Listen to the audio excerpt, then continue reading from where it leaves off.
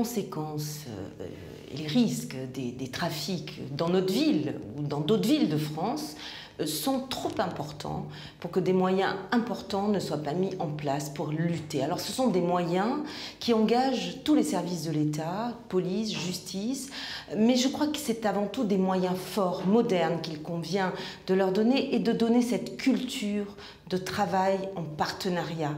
Il est indispensable que les services de l'État investissent tous les territoires. Vous savez, à Marseille, contrairement aux idées reçues, les interventions de police se font à l'occasion des opérations dans les zones de sécurité prioritaires. Elles se font. Elles font partir les trafics, les dealers s'en vont, les lieux de deal diminuent, mais lorsque l'autorité de l'État, lorsque la police s'en va, lorsque les compagnies de CRS quittent la cité, les lieux de deal, eh bien, ils se reconstituent. Donc oui, il faut effectivement qu'il y ait non seulement la mesure des conséquences lourdes en matière d'économie, de cadre de vie. Pensons à ces populations qui habitent ces quartiers, ces cités. Vous savez, Marseille est une ville une et indivisible. Il nous faut une politique équitable pour tout le territoire. Vous savez, non loin d'ici, dans le quartier de Noailles, avec le maire de secteur, j'ai mis en place une politique très musclée de lutte contre les ventes de cigarettes illégales, de lutte contre tous les petits trafics, du non-respect d'un arrêté du maire.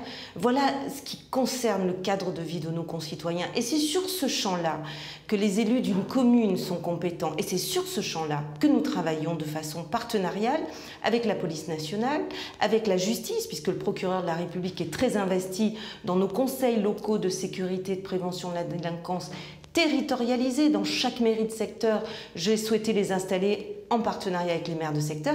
Les résultats sont au rendez-vous. Vous savez, lorsque vous avez dans un premier arrondissement une centaine, voire plus de 150 caméras de vidéoprotection qui sont installées, vidéos surveillées par la police municipale en lien avec la police nationale, que vous avez toutes les semaines des opérations hebdomadaires de tous les services municipaux compétents sur la voie publique, mais que vous avez aussi une réponse pénale qui est celle du parquet, et que vous avez des absentéistes scolaires très jeunes qui, avec leur famille, sont convoqués devant une cellule de citoyenneté et de tranquillité publique et à qui il est rappelé le cadre et les obligations légales, tout ça conjugué contribue à rappeler que le respect de la règle, c'est à la fois à la maison, à l'école, mais aussi partout où nous devons vivre ensemble. Voilà pourquoi il n'existe pas de petit trafic et nous lutterons. Et nous luttons en demandant à l'État de mettre les moyens à Marseille qu'il convient. Nous lutterons toujours contre ce qui fait que dans notre ville, nous voulons qu'il y ait à la fois tranquillité publique, sécurité publique, pour son développement économique, pour l'épanouissement et l'éducation de notre jeunesse.